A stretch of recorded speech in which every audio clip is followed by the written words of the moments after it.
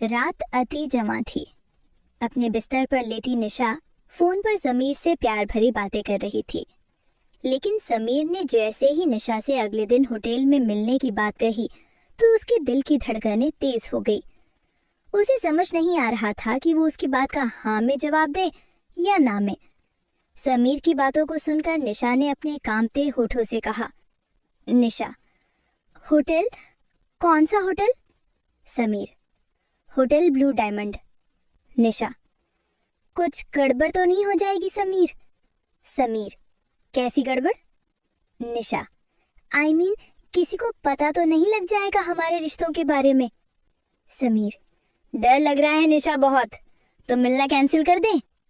निशा थोड़ी देर खामोश रही। उसने अपने बिस्तर के सामने रखे अपने पति पंकज की तस्वीर की ओर देखा, फिर कुछ सोचा और समीर से कहा, निशा, समीर, जब प्यार किया तो डरना क्या? मैं आ रही हूँ तुमसे मिलने। अगले दिन निशा समीर से मिलने होटल ब्लू डायमंड पहुंच गई। उसने लाल रंग की साड़ी पहन रखी थी, होठों पर उसी रंग की मैचिंग लिपस्टिक, कानों में बड़े बड़े टॉप्स और खुले बालों में वो किसी अप्सरा के जैसी लग रही थी। उसने होटल के रिसेप्शन पर जाकर कहा, निशा, रूम नंबर 311। होटल के रिसेप्शन पर खड़ी रिसेप्शनिस्ट ने उसकी ओर मुस्कुरा कर देखा और कहा, रिसेप्शनिस्ट, 3rd फ्लोर, साइड से 4था कमरा। निशा, मेरी बुकिंग है आज की। रिसेप्शनिस्ट, जी मैम, ये रही आपके कमरे की चाबी। ऊंचे सैंडल पहने खटखट करती हुई निशा रूम नंबर 311 में पहुंची, दरवाज़ा खोला और कमरे में प्रवेश कर गई। अभी उसे कमरे में आए 5 मिनट भी नहीं हुए थे कि तभी दरवाजे पर दस्तक हुई। दस्तक की आवाज़ से निशा के दिल की धड़कन फिर से बढ़ गई। उसने अंदर से ही पूछा, निशा, कौन कौन है? दूसरी तरफ से आवाज़ आई, रूम सर्विस। निशा ने जैसे ही दरवाज़ा खोला उसके चेहरे पर मुस्कान आ गई। निशा, समीर तुम? नो निशा मैम, मैं तो रूम सर्विस वाला हूँ। ये कहते हुए वो कमरे के अंदर आ गए और निशा के पास घुटनों के बल पर बैठ गया और एक गुलाब का फूल उसे देते हुए कहा, समीर, मैम बताइए, ये बंदा आपकी क्या खिदमत कर सकता है? निशा ने उसके हाथों से गुलाब लिया और कहा, निशा, बस ये बंदा मुझे ढेर सारा प्यार करे, ढेर सारा। ये कहकर वो समीर के गले लग गई। कुछ देर बाद वो सुध-बुध भुलाकर एक दूसरे में खो गए। निशा शादीशुदा थी। पंकज से 3 साल पहले ही उसकी शादी हुई थी, लेकिन पंकज कारोबार में इतना उलझा रहता है कि उसे निशा की कोई फिक्र नहीं होती। 11 जनवरी को दोनों की शादी हुई थी। निशा बहुत अरमानों के साथ नए घर में आई थी। वहाँ पर उसके लिए सब कुछ था, लंबी गाड़ी, बड़ा घर, नौकर चाकर, लेकिन सिर्फ पंकज का प्यार नहीं था। पंकज, अरे निशा, मैंने कहा ना, अभी बहुत काम है यार, माल की सप्लाई बाकी है, कुछ नए ऑर्डर भी मिले हैं, उनके लिए रॉ मटेरियल का अरेंजमेंट भी करना है। सुनो ना, 2 महीने रुक जाओ ना, फिर हम चलेंगे हनीमून पर। निशा, कोई नहीं, वो आपने ही कहा था इसलिए मैंने याद दिलाया। वैसे भी काम तो काम है, वो तो करना ही है। लेकिन शादी के 3 साल हो गए, पंकज के वो 2 महीने आए ही नहीं जब उसने वादा किया था कि वो हनीमून पर जाएंगे। निशा ने भी उससे कहना छोड़ दिया। उसे समझ आ गया था कि पंकज सिर्फ अपने कारोबार से प्यार करता है। रात के 12:30 बज गए। निशा, हर दिन ये इतनी देर से आते हैं। अरे काम कौन नहीं करता, लेकिन काम के चक्कर में अपने घर को, अपनी बीवी को भूल जाना सही तो नहीं है। मुझे तो लगता है ये घर सिर्फ सोने के लिए आते हैं। इनका बस चले तो ये ऑफिस में ही सो जाएं। पिछले 2 सालों से पंकज शादी की सालगिरह पर निशा को बाहर ले जाने की बात कह रहा था, लेकिन वो भी उसे याद नहीं रहता। शादी की 3री सालगिरह की बात है। पंकज, अरे निशा, मैं प्रॉमिस कर रहा हूँ, आज मैं बिल्कुल भी नहीं भूलूंगा। आज हम दोनों ना सिर्फ बाहर खाएंगे बल्कि लॉन्ग ड्राइव पर भी चलेंगे। और अगर मैं भूल भी गया तो मुझे शाम को 7 बजे कॉल करके याद दिला देना, ठीक है? चलो अब मुझे जाने दो, एंड हैप्पी एनिवर्सरी। ये कहकर पंकज फैक्ट्री के लिए निकल गया। रात के 8 बज गए, पंकज घर नहीं आया। निशा ने उसे कॉल किया। निशा, क्या हुआ पंकज, आप अभी तक निकले नहीं हैं? 8 बज गए हैं।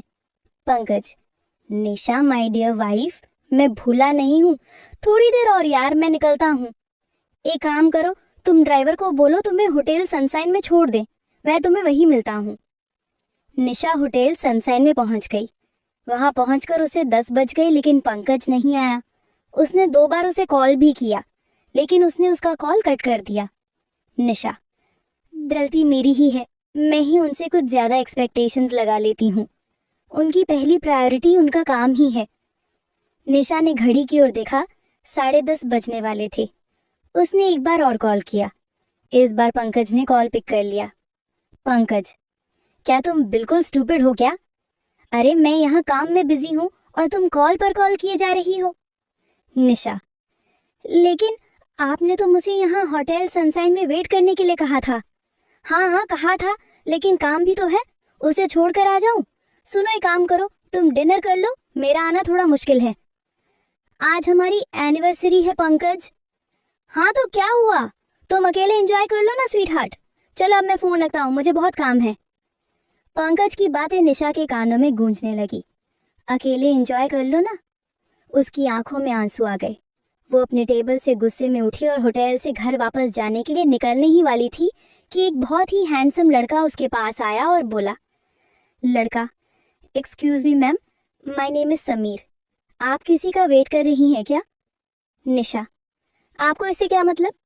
समीर, देखिए मुझे गलत मत समझिए, मैं बहुत देर से आपको देख रहा हूँ कि आप परेशान हैं, किसी को बार बार कॉल भी कर रही हैं। कोई आने वाला है क्या? समीर की बातों को सुनकर निशा फूट पड़ी। उसकी आंखों से आंसू सारे बांध तोड़कर बहने लगे। समीर, क्या हुआ मैम, आप रोने क्यों लगी? कोई प्रॉब्लम है तो आप मुझे बताइए ना। पता नहीं उस घड़ी ऐसा क्या हुआ, निशा का अकेलेपन का दुख उससे संभाला नहीं गया। उसने सारी बातें समीर से कह दी। समीर, जानती हैं, किसी भी रिलेशनशिप को बांध कर जो रखता है वो है प्यार। इंसान कितना भी परेशान हो, अगर प्यार से कोई गले लगा लेता है ना, तो बड़ी से बड़ी परेशानी भी बर्फ की तरह पिघल जाती है। अफसोस कि आपके पास सब कुछ रहते हुए भी प्यार से गले लगाने वाला वो शख्स नहीं है जिसके गले लगकर आप सब कुछ भूल जाएं। समीर की ये पहली मुलाकात थी। उस पहली मुलाकात में समीर का जादू निशा पर चढ़ गया था। समीर एक सिंगर था। उसकी एक एक बात निशा को बहुत पसंद आती थी। वो जिस तरह निशा का ध्यान रखता, उसकी केयर करता, ये बात निशा को बहुत अच्छी लगती। समीर को भी निशा बहुत पसंद थी। हालांकि दोनों ने कभी एक दूसरे को खुलकर नहीं कहा, लेकिन आखिर कब तक वो इससे दूर रहते। एक दिन समीर ने ही निशा को प्रपोज कर दिया। निशा, समीर, तुम जानते हो ना मैं शादीशुदा हूँ, फिर भी मुझे प्रपोज कर रहे हो? क्या मैं एक शादीशुदा से प्यार नहीं कर सकता?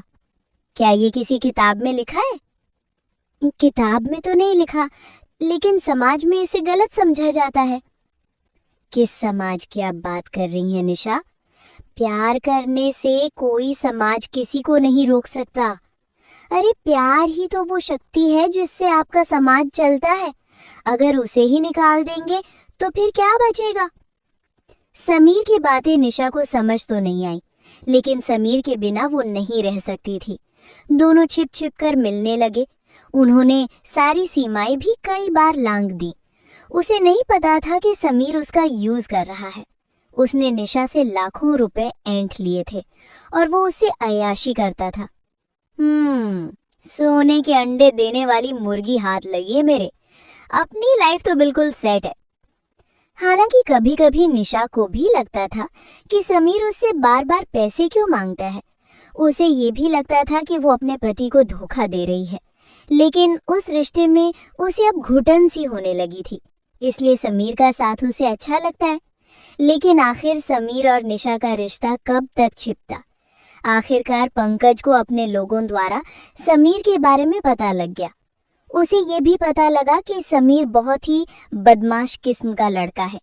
उसने शहर की और भी कुछ औरतों से ऐसे नाजायज संबंध बना रखे हैं। वो उनका पहले तो फायदा उठाता है और बाद में उन्हें ब्लैकमेल करता है। पंकज समीर की असलियत निशा को बताने वाला था।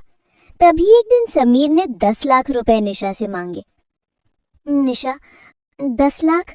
मेरे पास इतने रुपए नहीं है समीर, और मैं अपने पति से इतने पैसे मांगे तो उन्हें शक हो जाएगा। वो सब मैं नहीं जानता, मुझे पैसे चाहिए।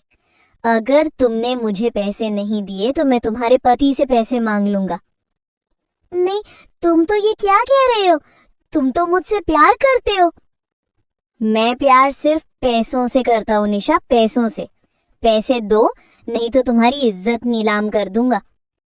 नहीं समीर, तुम कुछ ऐसा मत करना। पंकज ने निशा और समीर की सारी बातें सुन ली। उसने उससे कहा, वो बहुत बदमाश लड़का है निशा, बहुत बदमाश। कौन?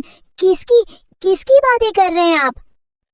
वही जो तुम्हें फोन पे ब्लैकमेल कर रहा है। उसके बाद पंकज ने समीर की सारी असलियत निशा को बताई और उससे कहा, निशा, क्या कमी रखी मैंने तुम्हारे पास? महंगी से महंगी गाड़ी है, बड़ा बंगला है, नौकर चाकर की लाइन लगी रहती है तुम्हारी आगे पीछे। बोलो, इससे ज्यादा और क्या मैं दे सकता हूँ? प्यार प्यार ही नहीं दिया आपने मुझे कभी। 3 साल से अधिक हो गए हमारी शादी को, लेकिन आपके घर में मैं सिर्फ एक सामान की तरह हूँ। जो रहे या चाहे ना रहे, आपको कोई फर्क नहीं पड़ता। कभी आपने 2 मिनट बैठकर मुझसे कुछ पूछा? कभी प्यार से मुझे गले लगाया? कभी प्रेम से मेरी तरफ देखा? नहीं, कभी नहीं। काम काम काम, आपके लिए काम ही सब कुछ है। मैं जानती हूँ कि मैंने गलती की है, लेकिन कसूरवार आप भी हैं। पहली बार पंकज को लगा कि उससे सही में बहुत बड़ी गलती हो गई। वो अपनी फैक्ट्री, अपने क्लाइंट्स और अपने काम में ही बिजी रह गया। उसे 2 मिनट की फुर्सत उस शख्स के लिए नहीं थी जिसे वो अग्नि के आगे 7 फेरे लगा कर लाया था। उसे तो लगता था कि पैसा ही सब कुछ है। वो सारी चीजें निशा को दे तो रहा था, लेकिन प्यार और अपना समय वो उसे दे ही नहीं पाया जिसकी जरूरत उसे सबसे ज्यादा थी। पंकज, निशा, मैंने बहुत बड़ी गलती की है, लेकिन मैं इस गलती को सुधारना चाहता हूँ। प्लीज मुझसे दूर मत हो, मुझे माफ कर दो। मैं वादा करता हूँ कि मैं बिल्कुल बदल जाऊंगा। निशा, आप भी मुझे माफ कर दीजिए। मुझे नहीं पता था कि वो बदमाश मेरी घरेलू परेशानी की आड़ में मेरा फायदा उठा रहा है। आप इसी समय पुलिस को फोन करिए, मुझे इस बदमाश को सबक सिखाना है। निशा ने पंकज को माफ कर दिया। गलती दोनों तरफ से हुई थी। उन दोनों को एहसास था। उसके बाद पंकज बिल्कुल बदल